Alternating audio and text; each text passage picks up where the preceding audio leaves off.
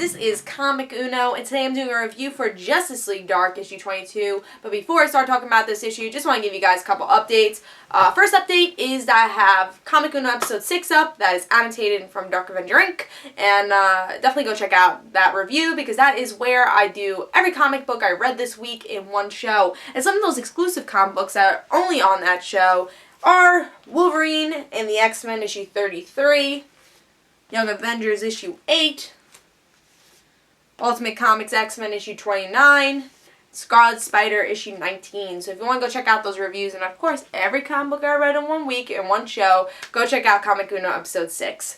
And also let's talk about Justice League Dark issue 22, which is the third part of the Trinity War. And I think this should be ending sometime in August, right before, villain month for DC. So this is the last part of that connected cover. I didn't get Justice League of America, so I did get it, but I got it digitally, so I don't have the printed connected comic. But still cool here. Because I got Justice League printed, so that was cool. So yeah, if you have all three of them, you could connect them and put in your collection. Yeah, I like this cover a lot. I think it's from the same, I don't know if this is the artist from, I think this is the artist from Justice League, because it kind of looks like that style.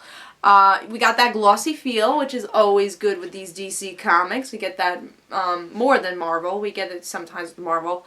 But I love this glossy feel. It's a great cover, but let's see if I like the story. So in this issue, we get to see Madame Xandu. She is still being kidnapped by this villain who's playing a big part in the Trinity War, but we don't know who this villain is. So the villain says, alright, this game's over. I'm just gonna see where these superheroes go. But the villain's already won. And Xandu, I think, already knows that also. And then in this issue, I'm gonna say briefly that really it's just superheroes trading teams. We got like Stargirl, Zatanna, Wonder Woman on the Justice League Dark team. No one's in Justice League America anymore. Justice League America has been disbanded. No one even trusts Amanda Waller, which I thought was hilarious in this issue. They pretty much leave her in the dust because really she deserves it. She's horrible and everyone notices it. It's like, you're using us and we don't want you to use us, so we're just going to follow Superman, who we should have followed before, so see ya. So no one's following Amanda Waller anymore, so that was good. And then we have, so it's pretty much Justice League Dark, Wonder Woman against Batman. And I don't know if they're going to be against each other, but they all have different missions where they're trying to get that same goal, but with different missions, and that's really described here in this issue. Wonder Woman obviously loves Superman, so she's like, alright, let's get Pandora's box, find Pandora's box, let's see who created Pandora's box. Batman's like, hey, that's not the right thing to do. We gotta find out who this villain is, who's behind Superman. I think that's what they were trying to find out. But they don't want to get Pandora's box. Superman's definitely like, hey, we need to find out who's behind my mind and what's going on there. So all these three people have different agendas, but they're trying to get the same goal.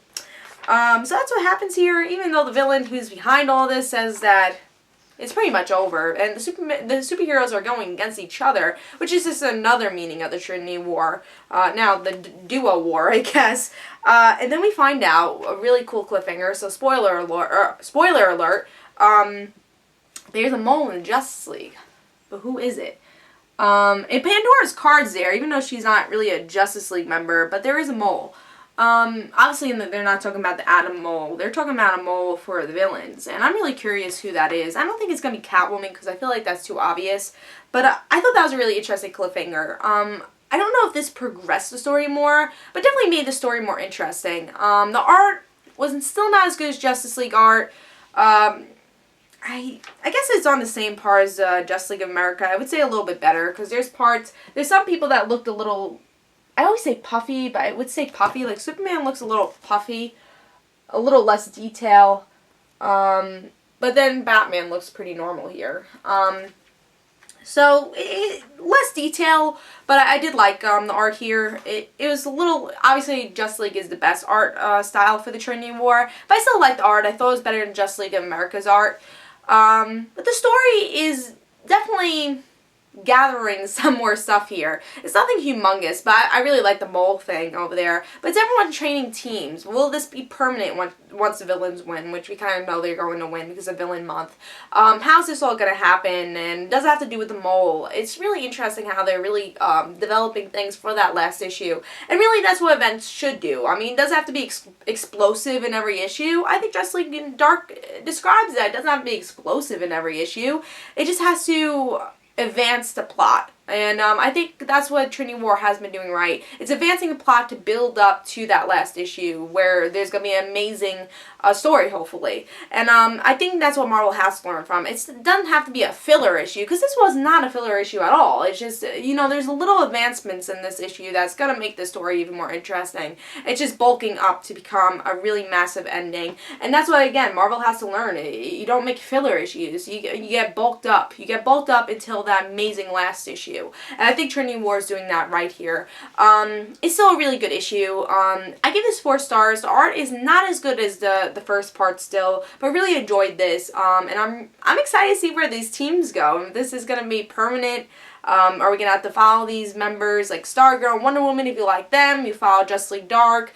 And then Amanda Waller's team. What's going to happen with Justice League America? I love that part. That had to be my favorite part of the issue. Was just disbanding kind of Justice League of America and saying, hey, Amanda Waller, yeah, you're not our leader anymore. You kind of suck. We gotta go listen to, you know, the icons like Wonder Woman and Superman. Why are we listening to you? You screwed us this whole time. So I thought that was awesome that Amanda Waller kind of got her karma in this issue. We'll see what she's devising up later. Maybe she's the mole. Maybe that makes sense.